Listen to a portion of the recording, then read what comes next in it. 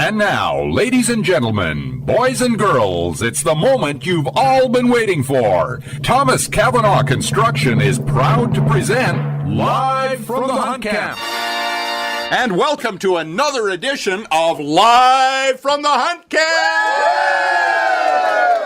And today we're at Flower Station at the Widow Lake Hunt Camp!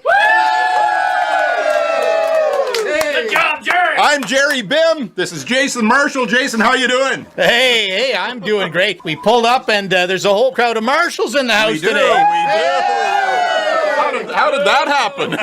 Yeah, we can't talk about that on family radio, but yeah, we'll get to some stories with those guys. But Jerry, we have been here before. Familiar territory, lots of friendly faces. Oh man, I tell you, we came here last year. We had such a good time, and when John McGonigal called us up and said, "Why don't you come back out to the camp?" we said, "Certainly we will." And we roll in the driveway. We got lost on the way out here. We roll in the driveway. Before the truck was stopped, there was a cold Pepsi in our hand, and somebody handed you this nice necklace that you're wearing. What's the story on this? Well, we have a necklace here, and the bets are on. It's a necklace that's got an Eat More, a Big Turk, and a big chunk of pepperoni. And all three favorites of mine, and they're just wondering which one I'm going to eat first. I bet it doesn't survive the camp. I'll be going home with a piece of twine around my neck for sure. Alrighty, now, John McGonigal, our old buddy, invited us up here again. John, how are you this year? And what is the tragic sequence of events that caused you to invite us back? Well, it all first started a few years ago listening to the radio station. Right.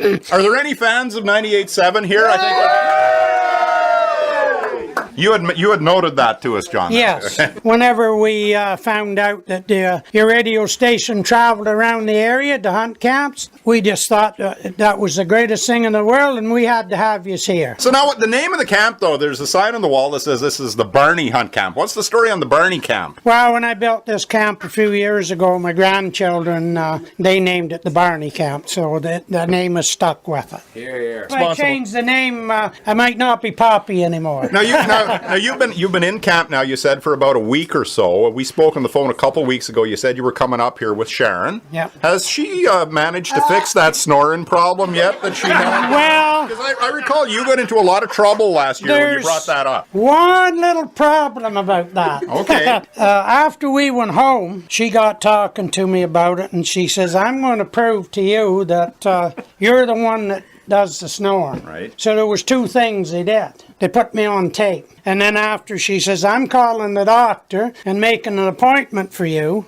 So they sent me up to Kingston and put me on the machine, and they tell me I got that sleep apnea. Okay. And I think that goes along with the snoring business. So I think I owe Sharon an apology for that. You know, after... Hey, Yeah. who's the champion snorer? Well, he hasn't asked the part yet. He's waiting for a cue. No, let's just throw it out there then. We got to get it right out on the... Okay, who is the worst snorer in camp then, John? We'll let you get on the record. Well, I didn't want to get myself in trouble again after last year. No, I don't I mean, get close 51 last year. years married, and Yeah. I didn't want to see a divorce. No. So I had to get that fixed. But anyway, I stayed up every night this week, hour after hour, and I kept marking down who was the biggest snorer and the worst Good one. research. And I really have to say that there was a tie. A tie. And two or three. a tie. But there was one a little bit worse than the other one. And I think his name is Dawson Hartwick. Oh, yes. Dawson. Yeah. Yeah. Yeah. So he's the guy to blame for keeping everybody awake That's all right, night. yeah. Now, Jason, when we walked in the door here, you could hear the music coming from the road. They cleared the kitchen here. There was a real old-fashioned kitchen party going on when we got here, and full of musicians. Do you want to maybe take us around the room, John, and let us know who all you've got here? You got about 50 people here today. But Well, I have trouble to remember my own name sometimes. I used to do that a lot when I was young. So, forget who you are, forget where you live. But anyway, I'm just going to let them start off right over here, and we'll go around. I'm the snorer, Dawson. I'm the great niece, Cheryl. Penny. Wanda. Eric. Ed. Terry. Mark. Sean. I'm Greg. Caleb. I'm Jerry, and I'm not Jason's cousin. Art. Helen. Joy. Denise. Debbie. Margaret. Les. Diane. Ken. Sharon. Graham. Brian. John? I can't say. I'm his cousin. Everybody else. So John, Spell it with two L's too, don't you? I do both at the end. so John, tell us a little bit more about the camp now. You said you've been hunting this piece of ground here since 91 when you built the camp. Well, we've been hunting years before that, but we were at the other camp down the lake at Widow's Lake, and that's where we hunted out there. My grandparents and them owned that. So after we moved from that camp, I built this one. We moved up here, and like it's known as the Barney Camp, but as the Widow Lake Hunt Club, and that's why it's. See, we thought the Widow Lake came because about the snoring comment there that she was now a widow. Yeah. She got rid of you. So, Yeah. so. That could have happened. Well, Jason, I think we should take a break and hear a little bit of music. And just a reminder that Live from the Hunt Camp is brought to you by Thomas Cavanaugh Construction. My granddaddy sang me this song. Don't bow London when the blitz was on. I met grandma and brought her back home. Here throughout this land. Well, standing runway in San Diego. Couple purple hearts and a move a little slow. Nobody here, maybe nobody knows that a place called Vietnam. But when John come, then they come marching home. Chests full of medals in a GI loan. They be waiting their station at San Antonio. John come marching home. But when John come, then they come marching home. Chests full of medals in a GI loan. They be waiting their station at San Antonio. When John come marching home. Johnny!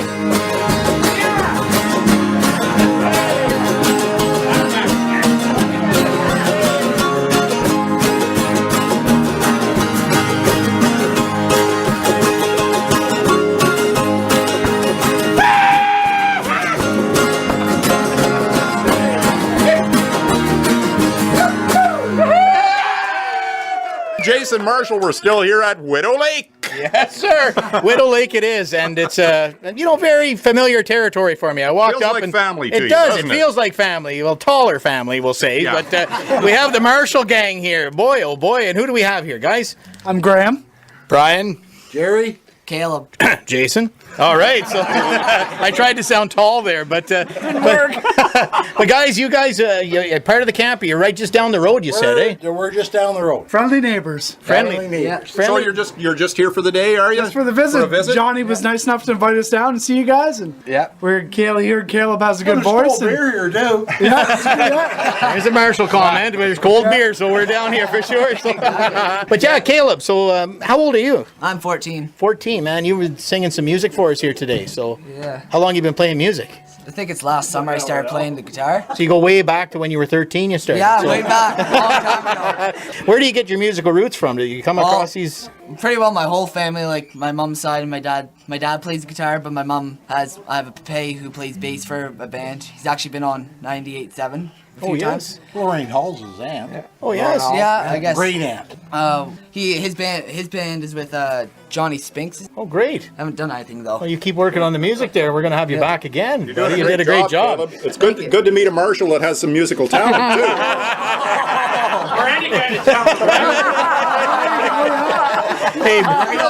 Hey, beans are the musical fruit there, so we'll try that out later. So it's good. So, chocolate bars around his neck so people will talk to him. Oh, that's Big Jason. I thought I was in friendly territory. This is you like chocolate what a bars. tough room this is. So, Apparently not. so now you had a special mandolin player there with you for one of those tunes. Who did you recruit for that? Oh, and my how dad. much did he charge you to play? Well, how much did I charge you? Too much. Yeah, it's my dad. He been playing mandolin for a while. I guess I don't know how long. But you're better than him. Hey, that's what he says. I don't know. Yeah, I gotta be honest there. My young lad there, Caleb, he's way better at the mandolin than I am. But What do you guys think of Caleb? My buddy. So now, are you guys serious hunters? You're out on the hunt, or Well, we're hunters. I hear you visit a few of the camps, though, don't you? We do this every year. It's kind of more of a family-oriented thing where we like to take our holidays the second week of November and have a good time doing it. You know, that's really what it's about. It sounds like there's not a hunt camp that you guys haven't visited around the Well, area. we've been- either. There's been not around. one. We've been a few. I know every place in this country. We met a couple new ones this year too, so it's all good. Well, These are marshals. They like to drink. They get around. Oh boy. So we are related. Oh, cousin. I thought it was, Might be distant, but we are in this close future. and we had a chance to take. Jason wanted to have a picture taken with all you guys, and so now you've got the Marshall family portrait with everybody with Jason standing on the cement block. give him a- Everybody's at the same eye level. You guys you can cut that out. This was a great afternoon. I'm glad I was part of it. Yeah. We're glad you were too, guys. Thanks, guys, and it was Thanks great. for writing down Yeah, for thanks this, for writing us, Yeah, Johnny. thanks, Johnny. Appreciate Oh, it. this is great, Dan. Thank you guys very much. I appreciate it. And we're going to take a short break for a message from our sponsor, Thomas Cavanaugh Construction. We'll be right back at Widow Lake after this. It's hunting season in the valley, and Thomas Cavanaugh Construction would like to remind you to be a responsible hunter and to remember these important safety tips. Always wear your hunter orange. Be aware of your surroundings. Don't hunt alone. Be sure of your target and practice gun safety. These tips will help ensure that hunting remains a safe activity for all concerned. A message from the folks at Thomas Cavanaugh Construction. Have a great hunt.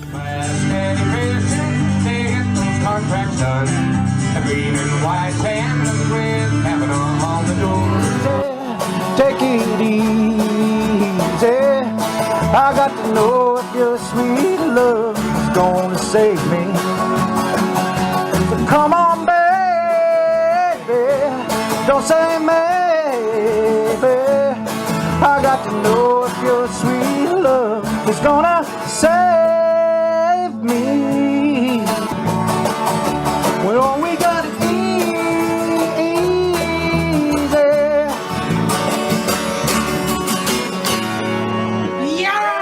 And we are back live from the hunt camp at the Widow Lake Hunt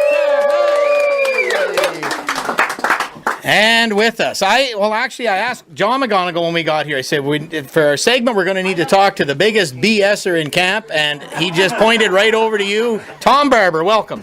Well, I'm glad you have me. At least he knows I'm here, right? Yeah, he knows that you're in the camp. I think everybody knows that you're in the camp. Oh, I know. Our number one rule here is safety first, so I got to get that out there. We treat every hunter as if he was loaded.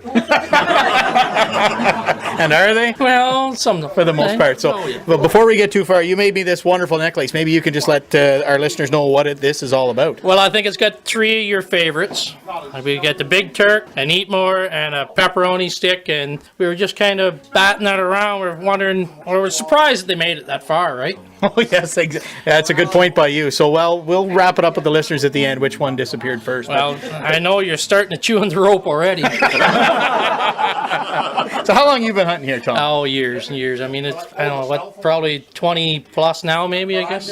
Well, On and off. I put you in your 20s, so that's surprising. Well, yeah, it's not easy looking this good, let me tell you. So it must be fun though. You keep coming back year after year. Well, I'm just surprised to keep me. So are we.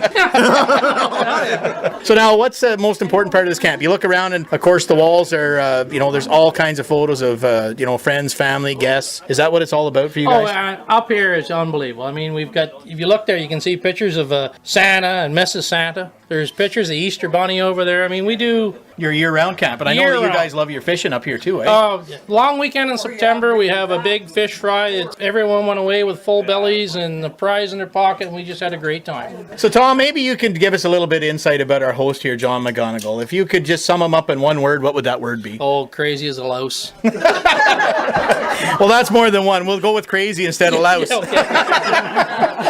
Now, we had talked earlier, too. We asked the question about who the loudest snorer in camp was. Now, I want to ask you this question. You have a 14-point buck, 200 yards away, and you only have one shell. You come into the camp, and who gets that shell to take the Well, shot? it's funny you asked that question because we had that discussion the other day, and John, love his soul, he said, he says if it's a nice day, then I was going to be the one to shoot it. But if it was a weather, he was going to shoot it because he'd probably miss.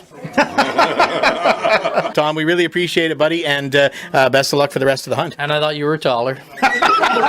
He's shorter in person, actually. Well, I got Dawson over here with me now. Dawson, there were some fairly serious accusations leveled against you just a few minutes ago, so I wanted to give you a chance to answer to this snoring thing. I mean, do you agree with that, or do you want to dispute that? I don't know if I can really say they heard me snoring that much. How long have you been hunting with these guys? Probably about 8 years. years now. Yeah, and, just off and on. And where are you from? Mountain Grove. Okay. Mountain Grove. So you're fairly local, I guess, are you? Yeah, I'm local. John's my uncle and Sharon's my aunt. Gotta have family, eh? You know. Yeah. The camp. So what does this camp mean to you? Oh, it's special. They're very nice people. Lots of friends. We get good music here. It's all good. You're going to keep hunting with these guys. What do you think of that old John over there? Well, sometimes I got to wonder on him. I give him a call on the radio and, it's... I don't know if he's sleeping or what he's doing. Okay. I remember the first time when we came here last year, we drove up into the yard and we were kind of lost. We had no clue where we were, and we pull up to the front, and John comes out onto the porch there, and he's got his sweatpants on. Come here, you sons of...